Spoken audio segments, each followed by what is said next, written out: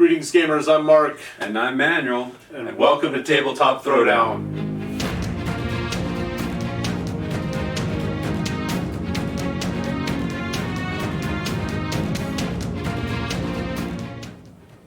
Hello Manuel, how you doing, buddy? I'm doing great. How are you today? I am doing well, thank you. Awesome. So we are back today for another exciting video. Mark, what do we have today? We are doing Space Battles by Rick Priestley. Now, Rick Priestley is a famous game designer behind Warhammer 40k, Warhammer Fantasy, Bolt Action, and so many more systems. And we have a demo playthrough today of Hot Pursuit, which is the first scenario in this rulebook, Space Battles. Yes, I've heard of this. This is a game system that's designed to use any miniatures that you want, right? Yeah, you really can. I had HeroClix Tactics ships up on my shelf for so long. These are beautifully sculpted, well-painted pre-paints, and they fall in that Star Trek range, and now I have a chance to use them today. Okay, cool. So is there an official range, and what about things like lore and factions? There is an official range from the game, a small amount of ships available through Wombat Games, and there is lore in the book too, and we are going to be getting into that a little bit today because we have a rather sinister faction that is going to be in Hot Pursuit. Cool. While the rulebook shows how to make a map using a dotted grid for the game, for convenience today, we're using a printed space map also from the HeroClix Star Trek Tactics set. Now these are out of print, but link to a store that sells them affordably is in the description as well. Okay, so we've got a batch of our favorite minis. We have this nice, beautiful laminated mat. What else do we need to play? All that we need to get started is 2 separate packs of standard playing cards. There is no dice. We need some tokens that indicate the suit. Tokens can be copied right from the book on colored paper. And flips of playing cards resolve the combat and the shields.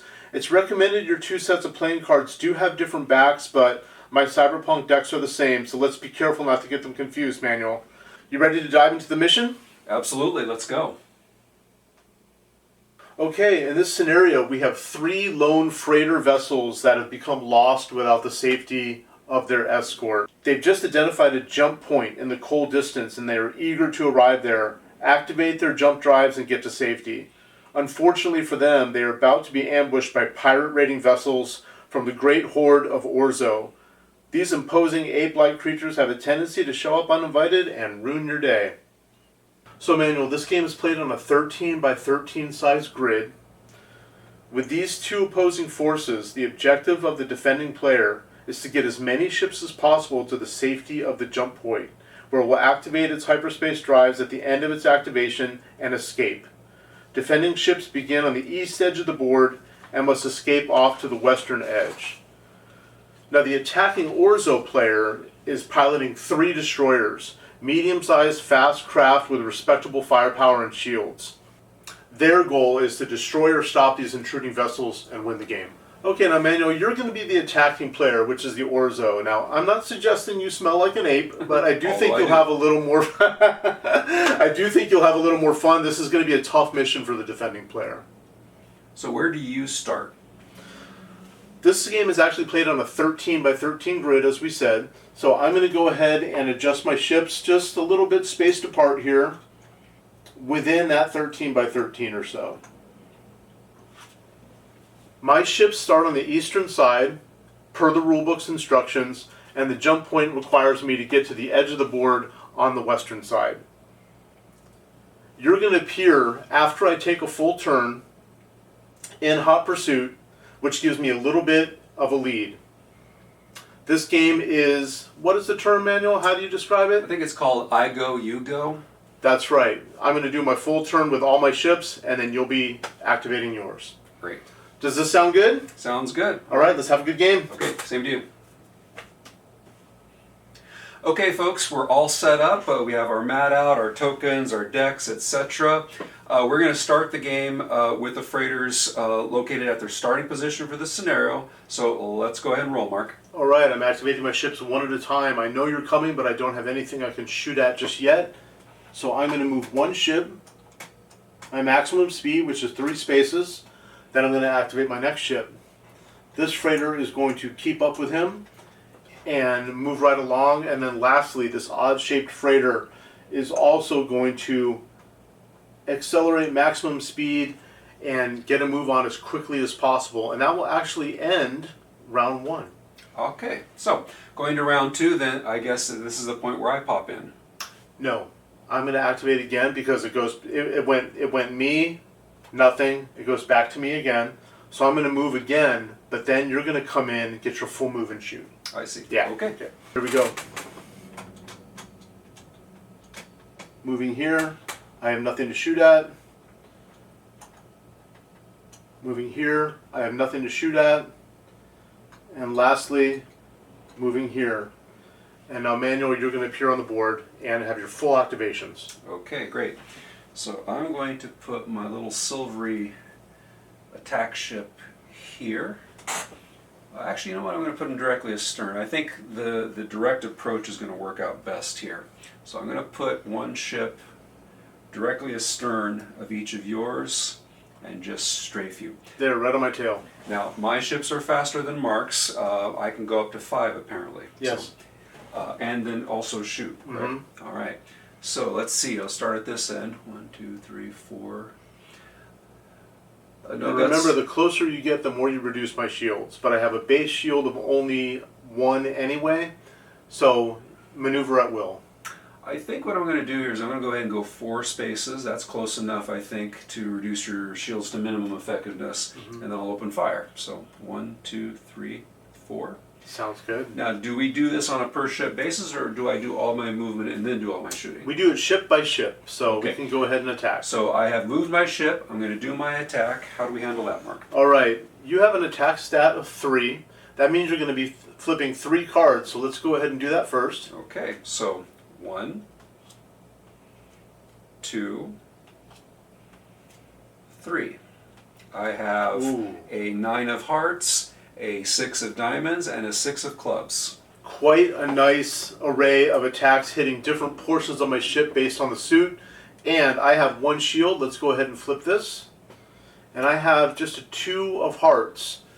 Manuel, I cannot block any of your cards, and suit would be irrelevant. I could block anything if I had higher than 6s or 9s. So I'm going to take 3 hits, Manuel. Wow, okay. So how do we denote that? We're going to use tokens to denote that. And what are we hitting, Manuel? We're hitting the crew here with hearts. Hearts would be crew, and then diamonds would be shields. That's right. Let me find a diamond token here. 3 is going to count as 1 here. At 3, he would blow up. And we also hit? Clubs would be your armament or your weapons. Wow, all right. So that is going to factor in next round very considerably for me. So and when I get to go ahead. So as I understand it, then the suits correspond to different systems on the ships. As we just said, hearts represents crew, shields represents diamonds. Pardon me, represents shields. Clubs represents armament or weaponry. Yes. And then the spades would be propulsion. And that's what I'm glad actually you didn't hit as well. So right, because you're trying to outrun me also. Right. But my crew is shaken up and some of them are dead, so the next time I activate, I'm going to have an interesting conundrum to deal with, and I'll show you then. Okay.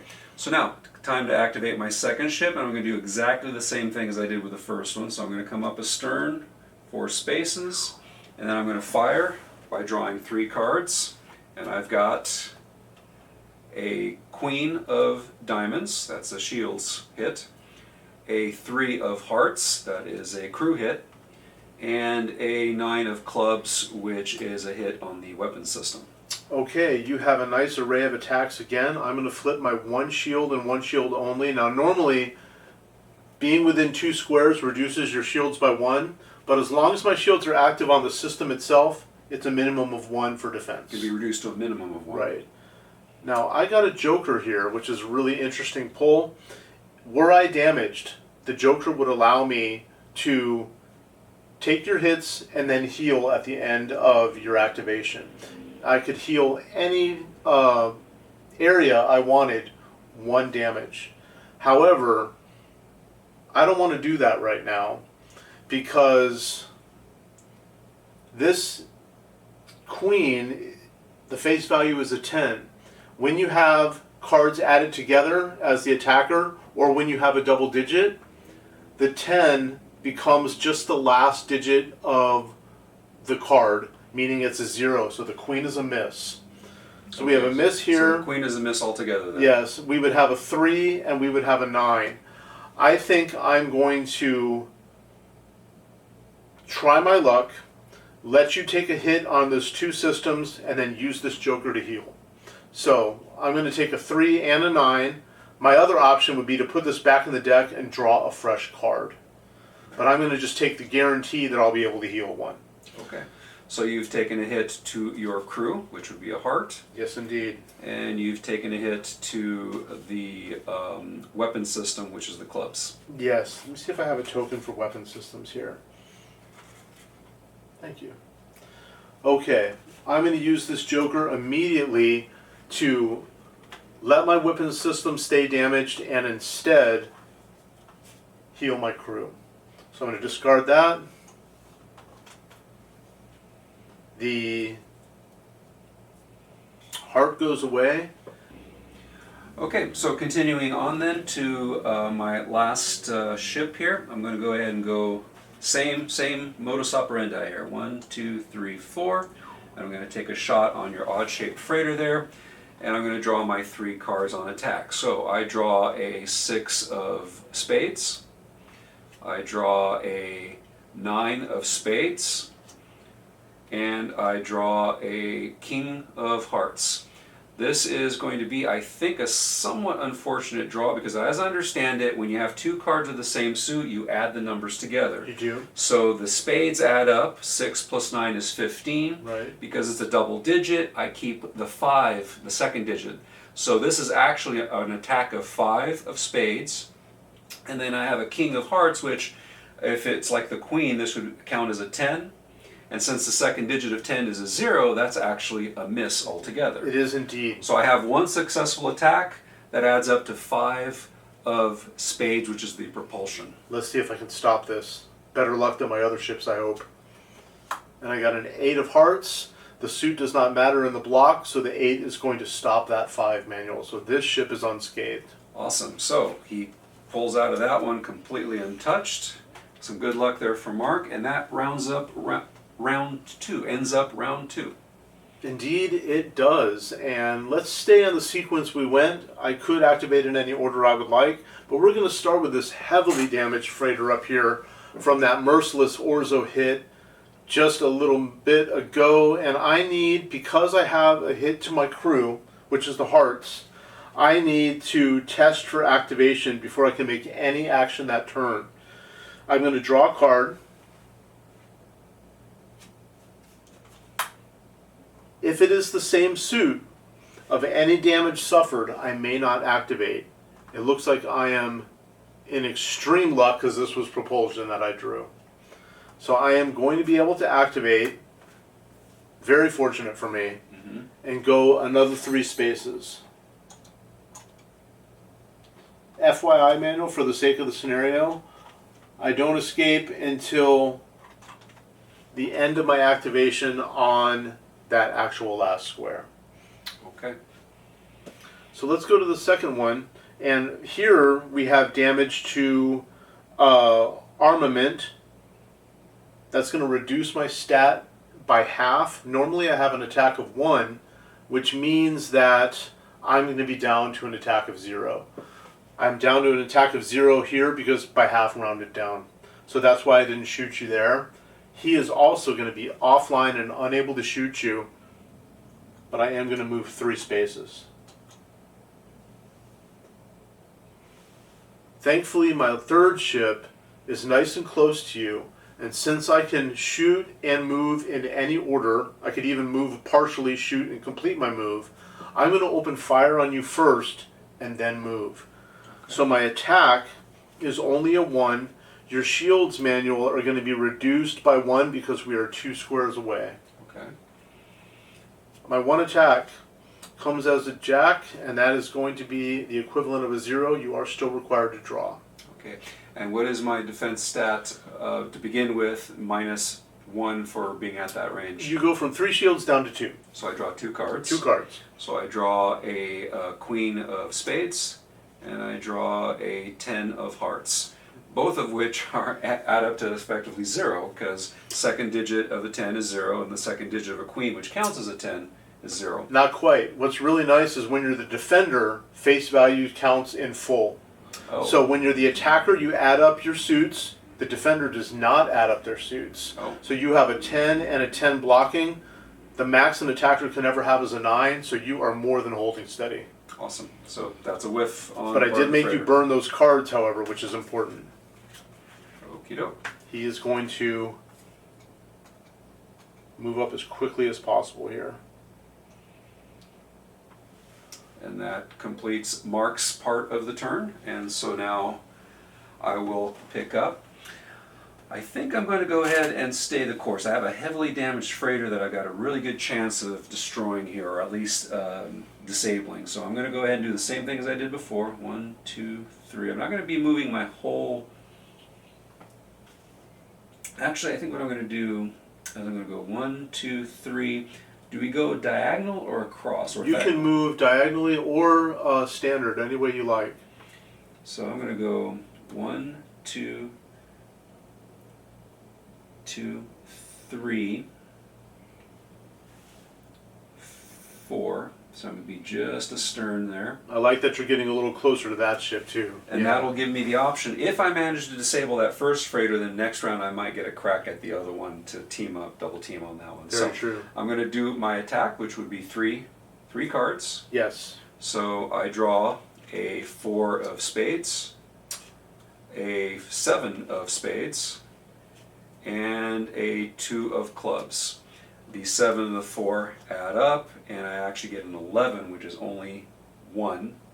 So I get a 1 spades and a 2 of clubs.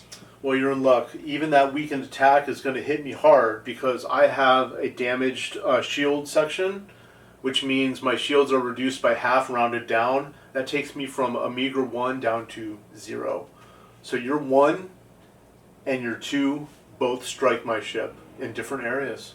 Okay, so it looks like you take your first propulsion hit. Yes. From the spades, and then you take a second clubs hit, which would of course be your weapons. Yes. And the second club simply means that it reduces my attack to 0 regardless of what ship I was. And if I was a light ship, your second hit actually kills you. And that is what again? That is clubs? Clubs. So at this point I've slowed you down and taken your armaments offline effectively, so that ship is very heavily stricken. Yes. I don't It's going think to be he's close long. over there. Okie dokie. Alrighty then. Okay. So let's go ahead and move my second ship. I'm going to do the same thing. I'm going to just basically directly astern here of this ship. 1, 2, 3, 4, just directly astern. And I'm going to go ahead and open her up with all barrels. And we've got a king, or pardon me, I've got a joker. I've got a joker, I've got a 7 of clubs, and I have a jack of clubs. Nice. So I assume those stack, the jack They and do the get 7. added together. That becomes a 17, which you keep the 7 of the 17. So that's a 7 of clubs hit, and then a joker. What does joker mean on attack? The joker on attack also means even if you were damaged, you still would be able to use one to heal your damage at the end of your activation. Because you are sitting pretty and unscathed, you may want to put that back in the deck, redraw a new card, and then you'll shuffle your deck. So you can get a second attack by just foregoing that joker. Well, what I'll do then is I will do exactly that. I'm going to take that joker, I'm going to just randomly slap him into the deck someplace. I believe you draw first, and then Oh. you're going to shuffle out. Okay. So I'll draw the replacement card, Yes. which is an 8 of Solid hearts. hit. And then I'm going to put the joker in there somewhere, and I will go ahead and shuffle up. You're actually going to get to put your discard pile in there as well. Oh, Yes. very good. Okay, then I will shuffle my entire deck.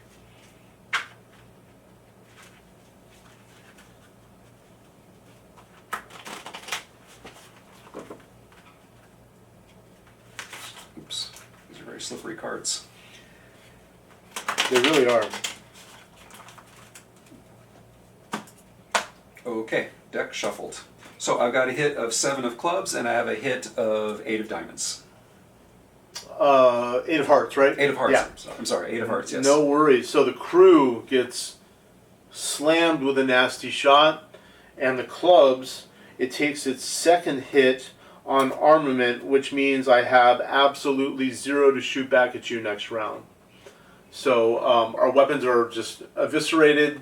My crew is, some of them are knocked unconscious, some of them are burned up, and you're not done yet. I'm not done yet. I've got one final ship to activate here, and I'm going to do precisely the same thing to this guy. It irks my captain that your ship is unscathed, so he's going to do his best here. So, drawing 3 cards, we're going to get a 9 of hearts. We're going to get a queen of diamonds, which effectively is a miss. And we're going to get a 3 of hearts, which adds up to the 9, unfortunately becoming a 1. 9 plus, pardon me, a 2. 9 plus 3 is 12. I'm going to keep the 2, which makes an attack of 2 of hearts on the ship. Let's see if I can block that too. No aces for me here. And with a short 4, I'm going to block that too.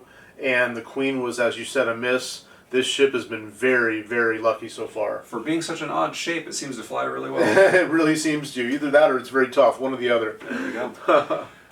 Okay, so here you go. Top of the 4th round. And as has been through the whole game, Mark goes ahead and activates first. Yes, and this heavily damaged ship is required to draw a card because of the damage to its heart system. And I have drawn a heart. I have a damage on the crew. This matches that. That means this ship is unable to move. If we were using the drift rules, that may change up a bit, but we're only using damage control this first mission, so that ship is in trouble. Okay, so it's unable to move, basically. Let's go down to this one, and its armaments are reduced to 0 as well, so he can't even defend himself. Let's go to this second ship here in the center, and because I have a hit on my crew, I have to draw for that one as well. I don't want clubs, and I don't want a heart. And I got a spade, which means he is going to be able to move. I'm not going to be able to heal anything, but I am going to go ahead and be able to activate. So let's go to the drop point, and I'll activate my hyperspace drive there, and he is going to be leaving at the end of this round. This ship is nice and close to you, and it wants to take a shot with its torpedoes at you. Because it is within range 1, -2 to your shields. That will give you a shield still of 1 draw, though. 1 draw. Okay. And I only have 1 attack, so let's see what I can do here. A respectable 6. And then I draw in response a 9 of clubs. You stop it easily. Which blocks the shot. It does block the shot. However, because you can move and shoot in any order, he is also going to accelerate here. And ending our turn, these 2 ships are going to hyperspace out. Okie dokie then. It is you now. Well, evidently, I should be able to take this guy out. He's You should basically be able dead in the water. to. So 3 hits on any section will eliminate it. So I'm going to go ahead and just stay put. I don't need to move at all. And I'm just going to open fire. Or do I have to move? You do not have to move. Okay, so I'm just going to stay put. Actually, you know what? To make room, I'm just going to go ahead and move him over here. 1, 2. Just for the sake of space. And I'm going to fire by pulling my 3 cards. So that's a 10 of diamonds, a 6 of hearts, and a 4 of clubs. The 10 is effectively a miss because that's a 0. And so I have an attack of 6 of hearts and 4 of clubs. So a hit on the crew and a hit on the weapon system. Hit on the weapon system as well. The weapon system is clubs, yes? Yes. So that's going to be a second hit here. So a second hit on the clubs and a second hit on the heart, which would be the crew. Yes.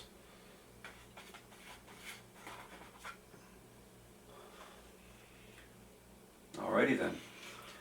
But wait, there's more. I have 2 more craft, at least one of which is well within range. So yes. I'm going to take this guy. 1, 2, 3. Just kind of a stern, directly astern. And he's going to open up mercilessly. These are the Orzo, after all. So here we go. First card is a 7 of diamonds, hit on the shields. Okay. 6 of spades, hit on the propulsion. And a 9 of spades, which of course we add up. It becomes actually a hit of 5 on the propulsion. Okay. The propulsion hit is going to be the 3rd hit on this ship, which means it is eviscerated out of the sky. So the 3rd hit on a specific system of the Yes, evaporated for sure. Okay. And then finally, for my 3rd ship, there's nothing to do. The other 2 escaped. So we have 1 ship destroyed, 2 ships escaped. Where are we with the scenario? Per the scenario, that is a minor victory for the defender. Great. Okay. Well done, Mark. Fun times. Fun times. Yeah. Now, there's one thing that I could have done here when I had damage on every system. I could have done a damage control special action. However, once that removes, if you flip a card and that removes damage, it still ends the activation. The ship doesn't activate that round, which means I would have been stuck dead in the water anyway, with 3 ships right on me. So either way, I took my chances, but that would have been an option for me. Right, but given I had 3 perfectly healthy battle cruiser or battle craft on your tail, it probably wouldn't have affected the outcome much anyway. So. Yeah, these pirate destroyers were pretty bent on getting that 1 ship at least. At least, all right. Yeah. Okay, thanks folks for following along. We'll catch you on the flip side. Yeah. All right, Manuel, we've completed the first mission in the rulebook, the first scenario. What'd you think? This was pretty interesting. Folks, bear in mind that this was just a very basic, simple scenario that is intended to show you the basics of the game. So the mission may have seemed a bit simplistic and a little bit one-sided, but it was kind of on purpose. I'm sure Rick's intent was probably just to get people up to speed with movement, with the systems, how to draw the cards and add them up. I love it when game designers come up with alternative methods of determining the randomness of a game. A lot of games just go with dice, which is fine. Yeah. There's nothing wrong with dice. We roll a lot of dice. We love our dice on this channel. But doing these cards was, I thought, a really interesting mechanic. And having the suits represent different systems on the ships, I thought was a really brilliant move. Well done, Mr. Priestley. That was really clever, I thought. Especially because the suits themselves actually insinuate what they're about. Like diamonds for shields, for example, makes perfect sense. Yeah, exactly. Yeah. Hearts for crew makes total sense. And the clubs, of course, clubs for weapons makes total sense. I actually found it very easy to remember what the card suits were for because they sort of inherently make sense. So that was very, very well thought out. They're intuitive. Very intuitive. So very enjoyable game. Nice and simple and yet interesting and kept my focus throughout the game. What did you think? I agree, Manuel. I really enjoy the card mechanic very, very much. I thought, like you said, clever is the perfect word for it, and it just flowed very smoothly. We got the concept down very quickly, and it was just a refreshing change of pace from using dice. And I think once you add in different facets of the scenarios, once you add in more ships, different types of ships, I really think this could get even more engaging. I enjoyed it. Yeah, that was great. So, the rule book, in addition to having, of course, the rules, some lore, factions, is there anything else in there? Yeah, there's a guide on how to make your own maps, because the author talks about using dotted grids on a blank mat and just kind of measuring everything out. But there are other options, including using octagon or hex grids as well. So he does talk about the map element. In addition, he talks about advanced rules. So there are scalable rules for this, which is another refreshing element in the sense that we can pick and choose what advanced rules we want to add into each mission based on our experience and our comfort level. So it's not like you play the basic or you play the full. You play customed to what you want to do and you make it your own game, which is part of the creator's intent, I think. That sounds really, really cool. So I presume, how about campaign rules? It'd be really cool to be able to, say, customize your fleets and advance and improve your fleet over time. How about that? Oh yes, good reminder, Manuel. Thank you. There are several pages of campaign rules in the book, which add that extra nice bit of flavor. And also, we have to mention Thankfully, there is a rules summary and an index at the end of the book, which made everything flow so much more smoothly. It's almost like you've done this before, Mr. Priestley. Awesome job. Okay, folks, that's it for the game. We'll catch you on the flip side. Well, that was a lot of fun, Mark. I really enjoyed that. Folks, why don't you tell us down in the comments below what you thought about Space Battles and how you feel about it. Would you buy the game? And if you have you played it? And it is free and very generous to give us a like or subscribe. Thank you very much. We'll see you next time. See you next time. Thank you.